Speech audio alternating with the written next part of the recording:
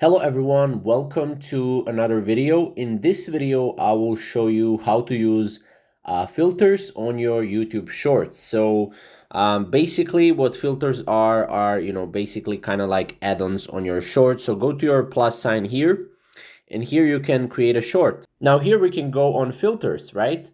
We can go and select a filter right here. Click done, right? And then we can click next. And we can pretty much upload this video to our YouTube channel. So that's basically how to use filters on your YouTube Shorts. Very simple, very easy.